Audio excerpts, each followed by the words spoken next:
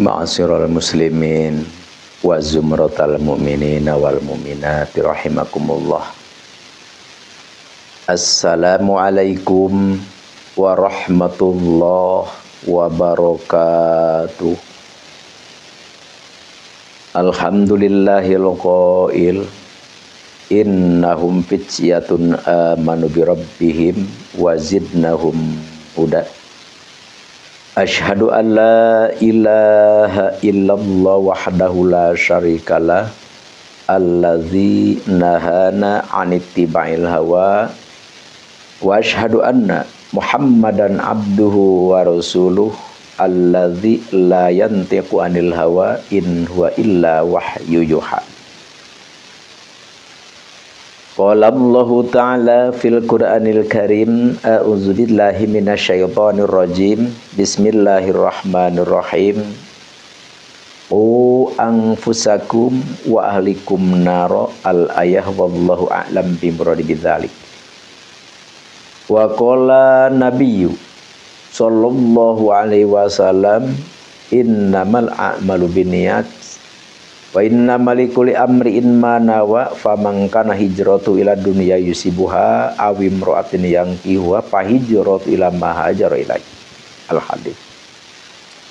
Pertama-tama marilah kita panjatkan puja dan puji kehadirat Allah Subhanahu wa taala, dan semoga Allah Subhanahu wa taala selalu berkekalan melimpahkan rahmat dan salam kepada junjunan alam Nabi kita, Nabi besar Nabi Muhammad SAW, dan kepada seluruh para keluarganya, para sahabatnya, dan para tabi'in tabi'innya, dan begitu pula kepada seluruh kaum muslimin muslimat fil masyariq wal magharib wa min yaminiha ila sibaliha wa min qafin ila qafin min laduna adam ila yaumil qiyamah.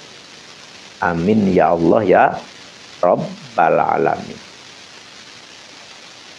Dengan adanya limpahan rahmat dari Allah, insya Allah kita akan bahagia hidup di dunia dan di akhirat. Karena pada hakikatnya surga, neraka, apapun kehidupan kita itu adalah prerogatif Allah Subhanahu wa taala. Kita berjuang itu hanyalah syariat. Kita berusaha itu pun sama.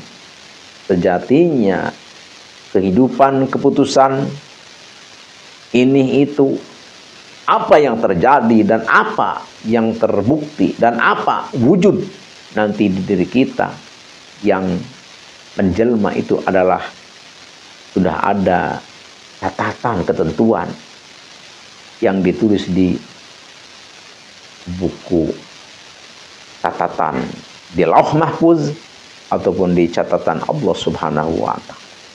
Jadi sejatinya apapun yang akan terjadi, apapun kejadian kita sudah tentu sebenarnya. Kenapa kita berusaha? Usaha adalah perintah Allah. Kita adalah ibadah. Jadi kita usaha itu ibadah, perintah Allah. Karena Allah berfirman di dalam Al-Quran, apa? Fa idza qudiyatis shalat fantashir fil ardh. Ini dalam surat Al-Jumu'ah ya. Jadi apabila kita selesai mengerjakan sholat, maka kita bertebaranlah untuk mencari apa yang kita maksud, apa yang kita mau, itu adalah rezeki. Jadi berusaha itu adalah perintah dari Allah. Hasil, tidak hasil, tetap kita mendapat pahala. Alhamdulillah. Tidak berusaha pun sebenarnya kita sudah dijamin oleh Allah. Banyak cerita-cerita tentang hal yang membuktikan bahwa tanpa usaha, tanpa gerak, tanpa apapun, rezeki pasti ada. Tapi kita tidak punya ibadah. Ibadah apa? Ibadah melaksanakan anjuran Allah untuk kita berusaha, insya Allah. Jadi kita berusaha itu adalah hakikatnya kita hanya menuruti anjuran Allah, perintah Allah. Itu adalah ibadah, insya Allahu amin ya Allah ya Rabbal alamin. Oleh karena itu di sini awas, di sini awas. Kita berusaha berhasil, jangan kita tepuk dada. Wah, siapa nih? Saya. Jadi kita merasa bahwa keberhasilan itu karena jerih payah kita. Na'udzubillahi. Kita menjadi gubernur, kita menjadi DPR, MPR, dan pangkat-pangkat yang tinggi. Karena kepintaran kita, kita merasa tepuk dada bahwa keberhasilan itu adalah hasil jerih payah dan kemampuan kita. Na'udzubillahi min dzalik. Rusak. Kejam iman kita. Jadi apapun yang terjadi itu pada hakikatnya sudah ada ketentuan. Kita akan menjadi ini, menjadi ini, menjadi ini. Cuman kita usaha itu adalah hanyalah perintah Allah Subhanahu wa ta'ala. Jadi kalau orang tidak mau meminta, tidak mau berusaha, itu adalah orang yang sangat dibenci oleh Allah dan Rasulnya. Na'udzubillahi min dzalik. Bahkan ada i'tibar tuh. Ada i'tibar yang tertera di kitab Wasiatul Matbuliyah ya. Itu susunan Syekh Abdul Wahhab Sya'rani. Jadi orang yang terhina, orang yang paling hina adalah orang yang madesu. Apa itu madesu? Masa depan suram. Seperti apa? Iya, jadi nggak mau gerak maksudnya. Jadi mau berusaha, tani nggak mau, dagang nggak mau, kuli nggak mau, apapun nggak mau. Maka orang yang seperti itu adalah lebih hina daripada bangkai binatang. Naudzubillahi min dzalik. Jadi kita harus benar-benar semangat berusaha. Untuk apa? Untuk melaksanakan perintah Allah Subhanahu wa ta'ala. Hasil ataupun tidak hasil yang kita perjuangkan, tetap kita mendapat pahala di sisi Allah. Alhamdulillah. Perjuangan kita, usaha kita, hasil tidak hasil, tetap kita mendapat pahala besar, mendapat penilaian agung dari Allah Rabbul Ijati. Alhamdulillah. Adapun kejadian kita sekali lagi itu bukan karena hasil kita, bukan. Bukan karena kepintaran kita, bukan. Bukan karena kehebatan kita, bukan. Keberhasilan itu adalah dari Allah Subhanahu wa ta'ala. Terus di dalam dunia ini kita berbagai macam kehidupan kita. Jadi kehidupan kita, berbagai macam kehidupan kita seperti inilah. Jadi kita dengan adanya beragam, kita sebenarnya satu keberuntungan, Jadi kita bisa hidup berwawasan seperti itu, berwawasan seperti itu. Di sini Al-Fakir insyaallah mau sedikit menceritakan tentang sangat penting, jangan kita tinggalkan, harus kita budayakan apa? Yaitu seremoninya atau acara-acara setelah kematian itu jangan sampai kita lenyapkan. Jangan apa? Ya seperti apa ya, seperti nyusur tanah ya, kalau istilah Sunda ya, nyusur tanah, atau misalkan 3 hari gitu kan, 7 hari, 40 hari, 100 hari, 1000 hari, Jumatan, dan lain-lain. Jangan sampai lenyap, jangan sampai kita tunda, jangan sampai kita tinggalkan. Kenapa? Karena itu adalah suatu amalan yang sangat penting, yang sangat berguna, bermanfaat, yang besar faedahnya untuk kita, untuk yang meninggal dan untuk yang ditinggalkan. Alhamdulillahi Rabbil Alamin. Kenapa? Ya, karena isinya seperti tadi kan, meninggal dunia. Setelah meninggal dunia kan langsung ya banyak tetangga-tetangga yang takziah ya, yang bawa beras, yang bawa uang, yang berbagai macam lah, yang membawa kayu, Jadi maksudnya mengasih kepada kita. Terus ya dengan adanya seperti itu ya kita masaklah masak kita. Nanti malam kita kumpul-kumpul, terus kita tahlil ya, tahlil atau yasinan. Bahkan ada yang atakoh itu kan. Itu bukan budaya di luar Islam, bukan. Ada orang yang mengatakan, wah itu katanya Islam tidak mengajarkan yasinan, Islam tidak mengajarkan tujuhna, Islam tidak mengajarkan 40 harian, berbagai macam orang. Jadi jangan ke situ. Jadi Islam mengajarkan kita untuk berzikir kepada Allah. Kapan waktunya zikir? Setiap ahwal, setiap waktu. Sebagaimana Imam Nawawi di dalam kitab Al-Azkar menyebutkan, i'lam, ketahuilah, anna dzikra, sebenarnya berzikir kepada Allah, yustahabu, itu disunahkan. Disunahkan. Fi jami'il ahwal, di setiap hal.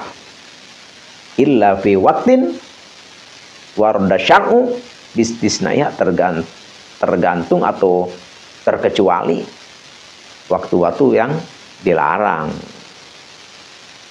Tidak boleh, tapi selagi waktu itu tidak terlarang, adakan di situ zikir-zikir asma-asma Allah. Ya seperti mereka itu tahlilan, yasinan, ya hadiahan seperti itu. Tuh, terus Imam Nawawi berkata juga di dalam kitab Al-Azkar, terusnya, i'lam, dan ketahuilah, kama annahu yustahabu dzikru yustahabul julus bihilaki ahliha wa qad tadahharatil adillatu bidzalik. Jadi zikirnya disunahkan dan masuknya, duduknya di tempat zikir itu pun disunahkan. Jadi kita jangan sampai begini, pasti ada riungan ya, ada riungan yasinan, tahlilan. Ya kita jangankan kita ngikuti zikir, ngikuti tahlilan yasinan, boro-boro hadir saja enggak, jangan begitu. Jadi hadirnya saja, duduknya saja di situ adalah sunnah, insya Allah. Tapi ya setidaknya kalau kita berada di tempat itu, masa kita diem terus, ya pasti kita ada ngikutinnya zikir. Jadi terus ini zikir-zikir ini, apakah manfaat ini untuk orang yang sudah meninggal? Ini ceritanya kan seremonia atau acara-acara setelah meninggal gitu. Kita mengadakan zikir, yasinan, tahlilan, apakah manfaat untuk orang yang meninggal? Ya manfaat. Ada keterangan di dalam kitab Al-Mukhtar ya.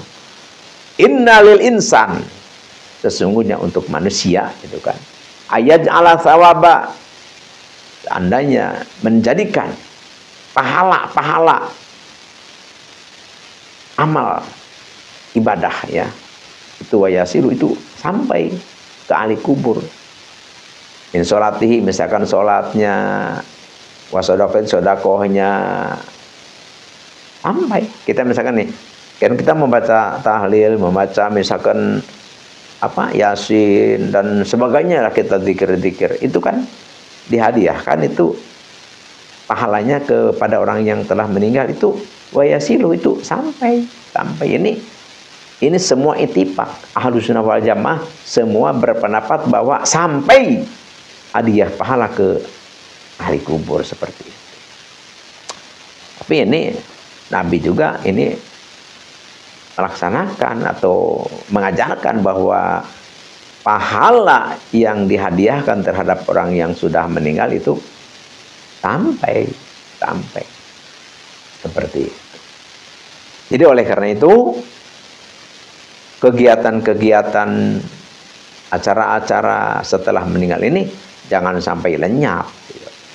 Jadi ada orang yang mengatakan bukan dari Islam, yaitu sebenarnya salah istilahnya, karena yang namanya zikir Itu adalah perintah Allah secara jelas di dalam Al-Quran ataupun hadis. Dan amalan-amalan pahala-pahala zikir, pahala-pahala, apapun pahala, dihadiahkan kepada ahli kubur, itu adalah sampai. Tuh, makanya jangan sampai ditinggalkan. Jadi kan orang yang baru meninggal itu sangat membutuhkan. Jadi orang yang di dalam kubur itu sangat membutuhkan bantuan kita. Bahkan kalau gharikil mughawis di dalam hadis, jadi orang yang di dalam kubur itu seperti orang yang terbawa arus banjir. Jadi sangat membutuhkan pertolongan seperti itu. Makanya sangat mengharapkan dari keluarganya, dari temannya, dari kenalannya untuk memberi hadiah.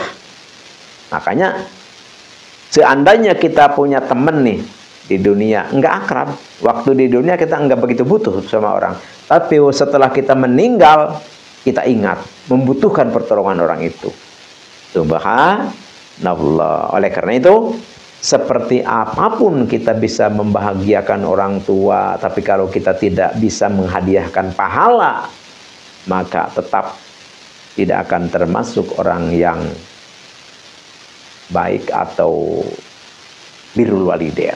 Jadi orang yang birrul walidain itu orang yang bisa dikatakan berbakti kepada orang tua itu yang mampu bisa menghadiahkan pahala. Jadi menghadiahkan pahala ini sebenarnya tidak usah mati saja. Jadi selagi hidup pun kita bisa kita kirimi hadiah. Oh, ini kita punya guru, kita punya teman, atau kita punya siapalah. Oh, kita hadiahin lah. Kita misalkan Nabi sholat atau habis tiap malam Jumat atau malam apalah. Kita hadiahin. Dia masih hidup, nggak apa-apa, bisa gitu. Jadi nggak usah yang mati saja. Cuma kalau yang hidup kita hadiahi pahala, kirimi pahala, maka nanti dikasihkannya nanti setelah dia meninggal. Tapi kalau kita menghadiahi pahala kepada orang yang sudah meninggal, langsung dinikmati, dirasakan oleh yang meninggal seperti itu. Jadi masalah zikir, masalah kegiatan-kegiatan setelah meninggal dunia itu jangan sampai kita tinggalkan. Sekali lagi, jangan sampai kita lenyap, jangan. Jadi walaupun ada orang yang mengatakan wah itu adalah dari Buddha, wah itu adalah dari Hindu. Buddha Hindu dari mana? Masa Buddha Hindu baca Yasin? Masa Buddha Hindu baca tahlil? Yang bener aja. Kata orang Betawi, yang bener aja. Jadi ya mungkin ada kesamaan. Ya, kesamaan apa? Ya orang Buddha, Hindu ya kalau ada kematian biasa suka ada riungan-riungan seperti gitu. Ada 3 hari, ada 7 hari, ada 100 hari. Ya mereka mungkin menghibur saja karena kematian itu kan pasti sunyi, kehilangan. Ya tidak mengadakan riungan ya bagus gitu. Cuma kan kalau kita umat Islam istilahnya kita mengadakan zikir-zikir, bacakan tahlilan, yasin, hadiahnya, pahalanya kita hadiahkan kepada ahli kubur. Jadi beda, maksudnya beda. Ya walaupun waktunya sama, tapi tetap isinya beda. Jadi kalau istilah kita karung ya karungnya tetap sama karung, misal karung plat hijau, tapi dalamnya kan nggak sama. Yang ini karungnya plat hijau, isinya misalkan dalamnya apa? Dalamnya misalkan apalah gitu kan. Ini sama karungnya plat hijau tapi dalamnya sama. Jadi walaupun 7 hari, 100 hari, 40 hari, 1000 hari itu ada kesamaan oleh umat Buddha Hindu, tapi tetap dalamnya acaranya beda. Cuma sama waktu tidak menjadi masalah. Karena kalau Islam itu ya sebenarnya sih sewaktu-waktu terus menerus nggak apa-apa. Bahkan di dalam ajaran Islam, jadi yang namanya kita sidqoh, yang lebih utama ya masih kita hidup. Jadi kita masih kita hidup nih, kita masih hidup nih, kita bagi-bagi beras, kita bagi-bagi makanan, kita bagi-bagi santunan terhadap orang fakir miskin yatim piatu, itu yang paling utama. Tapi seandainya kita ya waktu hidup kita enggak, ya waktu setelah meninggal kita terpaksa oleh keluarga kita, mal kita, harta kita, benda kita disedekahkan kepada orang lain. Itu pun sampai pahalanya. Cuma tidak sebesar pahala yang kita lakukan sewaktu kita hidup. Ya oleh karena itu, nih selagi hidup kita, ayo kita beramal. Mau sedekah, mau apa, ini pahalanya besar. Tapi kalau kita sudah meninggal, pahalanya beda. Jadi kecil, jadi nggak seperti pahala kita masih hidup. Oleh karena itu, selagi hidup kita beramal, setelah kita mati, nanti kita dihadiahi amal atau dihadiahi pahala oleh keluarga kita. Insya Allahu amin. Ya Allahu ya Rabbal alamin. Tuh, jadi tentang khas masalah ini ya, jangan menjadi perdebatan. Jangan menjadi perdebatan. Jadi ini adalah amrun, satu perkara mustahabun yang disunahkan. Kenapa disunahkan? Itu sekali lagi yang isinya zikir, sedekah, pengajian, masa nggak boleh. Oh sama dengan Buddha dengan Hindu? Wah nggak mungkin sama lah. Masa orang Buddha Hindu ngaji yasin, ngaji tahlil? Nggak mungkin. Ya mungkin cuman sama riungan, ini nggak jadi masalah. Jadi kita tetap banyak persamaan dengan orang siapapun. Tapi kan persamaan itu tidak semua persamaan itu jelek. Ada persamaan juga yang ada kalanya bagus. Seperti kalau persamaan hanya kumpul-kumpul bersama, ya tidak menjadi apa. Yang entoh kebersamaan itu adalah suatu kebaikan juga. Yang penting di dalam kebersamaan itu isinya kebaikan, seperti itu saja. Hanya inilah yang Al-Fakir bisa aturkan, bisa bagikan, semoga bermanfaat. Sekali lagi Al-Fakir tidak ada maksud menggurui atau menasihati, tidak. Al-Fakir hanya sebatas ngobrol, tapi mudah-mudahan terutama bermanfaat bagi Al-Fakir dan juga bagi yang mendengarkan yang dikehendaki oleh Allah Subhanahu wa taala. Sekian demikian, mohon maaf atas salah dan khilaf dan kekeliruan. Al-'afwu minkum, innallaha ma'ana. Allahumma la tu'akhizna in nasina wa akhtana. Rabbana wa la tahmil alaina isran kama hamalatu 'ala ladzina min qablina. Rabbana wa la tuhammilna ma la taqata lana bihi wa'fu 'anna waghfir lana warhamna anta maulana fansurna 'alal qaumil kafirin. Assalamualaikum warahmatullahi wabarakatuh.